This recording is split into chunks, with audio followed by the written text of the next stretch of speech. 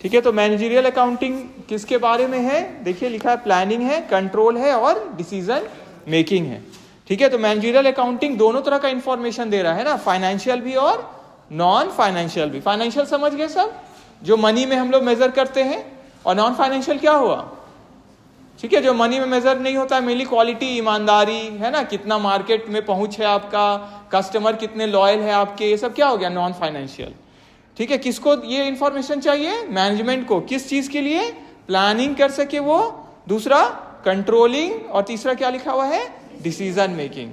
ठीक है, तो यहां जो हम लोग पढ़ते थे पहले फाइनेंशियल अकाउंटिंग में, वहां पे हम लोग बस फाइनेंस मतलब मनी वाला टर्म्स को करते थे, और balance sheet, profit loss account और ये सब बनाते थे, ताकि हमको एक स्थिति पता चल सके प्रॉफिट लॉस का, और मेरा क्या एसेट, लाइबिलिटी, कैपिटल है, मतलब पोजीशन पता चल सके, कैश और इसके बारे में पता चल सके। लेकिन और कॉस्ट अकाउंटिंग में हम लोग करते थे कोई भी प्रोडक्ट या सर्विस का कॉस्ट क्या है, कितना हम कंट्रोल कर सकते हैं उसको, उसके बारे में। लेकिन यहाँ पे क्या है? डिसीजन लेंगे कौन? मैनेजर।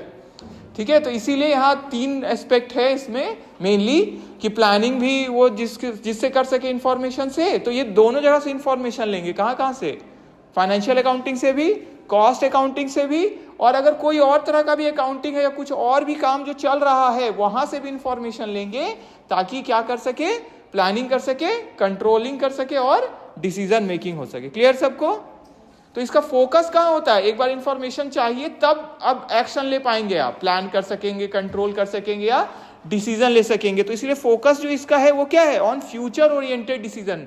मतलब कहाँ फोकस कर रहे हैं? फ्यूचर में। क्लियर है? डिसीजन लेना है, अभी लिए नहीं तो फ्यूचर पे ना फोकस पड़ रहा है। क्लियर है सबको? ठीक है, जबकि फाइनेंशियल अकाउंटिंग में हम लोग क्या करते थे? पास्ट परफॉर्मेंस को रिकॉर्ड करते थे, ट्रांजैक्शन हो गया तब ना रिकॉर्ड करते हैं वहां। लेकिन यहाँ पे क्या है? जो डेटा आ गया अब इसके बेसिस पे आपको निर्णय लेना है, इसीलिए कहाँ इसका फोकस है? फ्यूचर में। क्लियर सबको? कॉस्ट अकाउंटिंग में भी क्या है? डेटा है हमारे पास, उसको हम रिकॉर्ड कर रहे हैं, और वो इंफॉर्मेशन हम सप्लाई कर रहे हैं किसको? मैनेजर को, ताकि वो डिसीजन ले सके। और लास्ट इसमें लिखा हुआ है ये मैनेजर्स को हेल्प करते हैं इंप्रूव करने में। क्या क्या अच्छा करने में? एफिशिएंसी, प्रॉफिटेबिलिटी और परफॉर्मेंस। एफिशिएंसी क्या होता है? कि हम अपना कार्य क्षमता को और जो अच्छा करते हैं उसको बोलते हैं एफिशिएंसी। कम लागत में, है ना, ज्यादा प्रॉफिट, या कम समय में अच्छा काम, ये सब क्या कहलाता है? एफिशिएंसी। काम होना होता है इफेक्टिवनेस, और एफिशिएंसी क्या होता है? अच्छे काबिलियत से काम करना। क्लियर है? कम समय, कम लागत, कम पैसा, कम रिसोर्सेस। क्लियर सबको?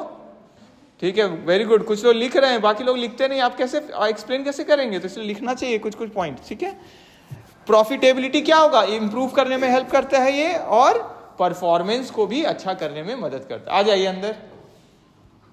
ठीक है, नेक्स्ट देखिए नेचर ऑफ मैनेजरियल अकाउंटिंग। इसका क्या नेचर है? पहला देखिए internal reporting system. Internal reporting system क्या होता है? कि ये तो अंदरूनी काम के लिए है ना मैनेजरियल अकाउंटिंग। डिसीजन लेना है तो बाहर वालों को थोड़ी बताना है, वो तो हमको इंफॉर्मेशन चाहिए, मैनेजर्स को इंफॉर्मेशन चाहिए, जो की पोजीशन में पर्सन्स हैं उनको इंफॉर्मेशन चाहिए, ताकि वो क्या कर सके? डिसीजन ले सके। फ्यूचर ओरिएंटेड, जैसा अभी बात की है, इंफॉर्मेशन आ जाता है तब डिसाइड करते हैं, है ना, प्लान, कंट्रोल और डिसीजन लेते हैं हम लोग। फिर डिसीजन फोकस्ड, ये इंफॉर्मेशन क्यों चाहिए? ताकि हम डिसीजन ले सके। क्लियर सबको? फिर है uses accounting, statistics and economics. ठीक है, स्टैटिस्टिक्स का भी यूज है, इकोनॉमिक्स का भी यूज है, अकाउंटिंग का भी यूज है। बस इतना ही नहीं, यहाँ पे तो शॉर्ट में है इंट्रोडक्शन, इसीलिए इतना ही। और भी अलग अलग सब्जेक्ट्स, फील्ड्स का इंफॉर्मेशन चाहिए, जिससे क्या कर सके? इंफॉर्मेशन मिल सके हमको, जो भी मेरा रेलिवेंट है किसके लिए? डिसीजन मेकिंग के लिए। क्लियर है? क्लियर सबको? तो और सब्जेक्ट्स का भी चाहिए इंफॉर्मेशन। फिर फ्लेक्सिबल और नीड बेस्ड है। फ्लेक्सिबल क्या है? कि हम अपना रिक्वायरमेंट के हिसाब से क्या है, चीजों को तैयार कर सकते हैं, ढाल सकते हैं, ताकि हम डिसीजन ले सके। जैसे अकाउंट्स का इंफॉर्मेशन है तो पूरा प्रॉफिट एंड लॉस अकाउंट हो सके, मैनेजर्स का काम का नहीं है। उनका काम क्या है कि बस इस पीरियड में बताइए हमको, ये पिछले 2 महीना में जब हम लोग नया प्रोडक्ट लॉन्च किए थे, जब वो बिक रहा था, तब क्या पोजीशन हो गया हमारा। समझ में आया? उसी तरह कॉस्ट अकाउंटिंग का भी, कि बस इतना का हमको बताइए, या बस एक प्रोडक्ट का इस महीना का या इतना दिन का बस हमको इन्फॉर्मेशन दीजिए। तो ये क्या कर रहे हैं हम लोग? अपने हिसाब से चेंज कर रहे हैं ना इन्फॉर्मेशन को। तो इसको क्या बोलते हैं? फ्लेक्सिबल और नीड बेस्ड। जितना हमको जरूरत है उसके हिसाब से हमको डिसीजन लेने का। ठीक है, आ जाइए अंदर। फिर देखिए ऑब्जेक्टिव्स ऑफ मैनेजरियल अकाउंटिंग, तो ये शॉर्ट प्रेजेंटेशन है इसलिए ऑब्जेक्टिव्स तक जाके फिर आगे हम लोग बढ़ेंगे। ऑब्जेक्टिव, इसका उद्देश्य क्या है? प्लानिंग बिजनेस ऑपरेशंस, ठीक है, हम लोग प्लान करते हैं, जैसे अभी हम लोग बात किए थे प्लानिंग, कंट्रोल, डिसीजन मेकिंग, तो मेनली तो प्लानिंग है, कर सके plan. Cost control and cost reduction, cost को हम कंट्रोल कैसे कर सकते हैं, कैसे रिड्यूस कर सकते हैं, ठीक है। ओवरऑल बिजनेस ऑर्गेनाइजेशन लेवल पे यहाँ बात हो रहा है ना। कॉस्ट अकाउंटिंग में भी तो कॉस्ट कंट्रोल और कॉस्ट रिडक्शन करते हैं, है ना, लेकिन यहाँ पे तो पूरा ऑर्गेनाइजेशन का बात हो रहा है, सिर्फ वो प्रोडक्ट या सर्विस का नहीं। क्लियर है ये? क्योंकि इसका क्या है, ज्यादा व्यापक क्षेत्र है ना, इसके अंदर कॉस्ट अकाउंटिंग भी आ गया, फाइनेंशियल अकाउंटिंग भी आ गया, दूसरी चीजें भी आ गई जो ऑर्गेनाइजेशन में हो रही है, ठीक है।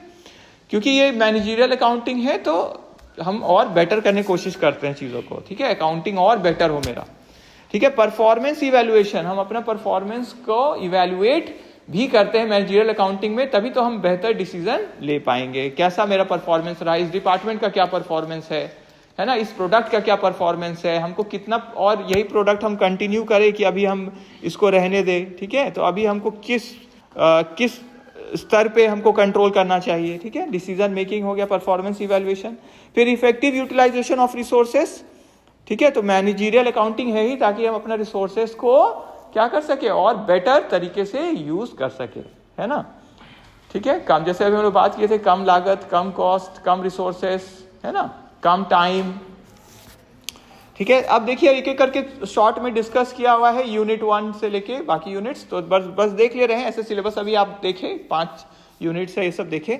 तो यूनिट 1 में हमारा इंट्रोडक्शन है, तो meaning, objective, scope of managerial accounting, difference क्या है फाइनेंशियल कॉस्ट और मैनेजरियल अकाउंटिंग में, कॉस्ट कॉन्सेप्ट और कॉस्ट मैनेजमेंट के बारे में भी हम लोग देखेंगे, ठीक है, फॉर डिसीजन मेकिंग, ठीक है। लाइब्रेरी से कॉस्ट एंड मैनेजमेंट अकाउंटिंग या मैनेजमेंट अकाउंटिंग का बुक या मैनेजरियल अकाउंटिंग का बुक आप ले लीजिएगा। वैसे पढ़ रहे थे ना जो कॉस्ट अकाउंटिंग वाला पढ़े थे ना, तो मोटा वाला एक बुक था ना, वो देख लीजिएगा, ठीक है। फिर यूनिट 2 में देखिए बजट एंड बजटरी कंट्रोल है, तो बजट के बारे में आप पढ़ेंगे। बजट के बारे में पढ़े थे क्या हम लोग? नहीं ना, तो अभी आप पढ़ेंगे। ये मेनली मैनेजरियल अकाउंटिंग का ही पार्ट हो गया, ठीक है। बजट एंड बजटरी कंट्रोल, तो cost and types of budget है, बजटरी कंट्रोल सिस्टम है, cash budget, flexible budget, zero based and performance budgeting है। फिर स्टैंडर्ड कॉस्टिंग है, देखिए तो meaning of standard costing, difference between standard and budgeted cost, ठीक है। फिर वेरिएंस एनालिसिस, स्टैंडर्ड कॉस्टिंग तो पढ़े थे, कॉस्ट में पढ़े थे ना स्टैंडर्ड कॉस्टिंग, ठीक है, देखेंगे हम लोग। तो मटेरियल, लेबर और ओवरहेड्स एंड सेल्स है, और फिर कंट्रोल रेशियोज है। फिर और भी है, इसमें शॉर्ट में लिखा हुआ है सिलेबस, ऐसे अभी सिलेबस देखिए ना हम लोग, थोड़ा था ना लंबा, इसमें शॉर्ट में मेन थोड़ा क्लियर है, ठीक है। फिर मार्जिनल कॉस्टिंग में variable absorption, marginal costing, cost volume profit analysis, break even analysis है, managerial decision making using managerial costing. देखिए फिर यूनिट 5 जो लास्ट यूनिट है, सॉफ्टवेयर बेस्ड डिसीजन मेकिंग है, तो थोड़ा सॉफ्टवेयर के बारे में भी आप इसमें जानेंगे, मतलब कैसे कंप्यूटर के यूज से या एप्स या एप्लीकेशंस जो भी है सॉफ्टवेयर, कैसे हम लोग मैनेजरियल अकाउंटिंग उससे भी है, तो वो भी देखेंगे हम लोग। ये नया चीज इंट्रोड्यूस किया गया है, ठीक है। डिसीजन मेकिंग यूजिंग स्प्रेडशीट्स, मतलब एक्सेल से आप देखिएगा। फिर एक्सपर्ट सिस्टम्स अगर कुछ है तो उसके बारे में थोड़ा जानेंगे, ईआरपी सिस्टम्स और उनका क्या रोल है बिजनेस डिसीजन मेकिंग में, ठीक है। कुछ एग्जाम्पल्स है, देखिए real life example managerial accounting के। एक किराना स्टोर यूज करते हैं budgeting to estimate monthly expenses. दुकानदार भी तो अपना रिकॉर्ड करते हैं ना कि हमको कितना और सामान लेना है और कितना हम ले ले, मेरा कितना बिक रहा है, ये सामान ज़्यादा बिक रहा है, तो वो लोग भी अपना, आप देखे होंगे कि जब कुछ सामान बिकता है तो वो कभी कभी क्या होता है, रुक के थोड़ा नोट करते हैं, देखें कि इसका इतना सामान ये बिक गया है ना, जिससे वो क्या करते हैं, मंगाना है और, है ना, या और मेरे पास कितना बचा। जो मैनुअल में कर रहे हैं, लिखित वाला में, जो कंप्यूटर में कर रहे हैं उनका तो अपने आप ऑटोमेटिक रिकॉर्ड हो गया, ये इतना बिक गया, इतना बचा हुआ है, ठीक है। तो जो लेकिन छोटे दुकानदार हैं या जो सॉफ्टवेयर या कंप्यूटर नहीं यूज कर रहे हैं, वो लोग लिखित में करते हैं, लिख लेते हैं। जैसे एक कार्टून बिका या ये बिक गया, इसका एक पैकेट और मंगाना है इसका, तो उनको जो सप्लाई करते हैं आप देखे होंगे, उनको कभी आप दुकान पे गए होंगे, उसी समय सप्लायर लोग आते हैं ना, है ना, अलग अलग चीज, जो टॉफी, चॉकलेट्स या बिस्किट्स या कुछ भी इसी तरह का जो उनको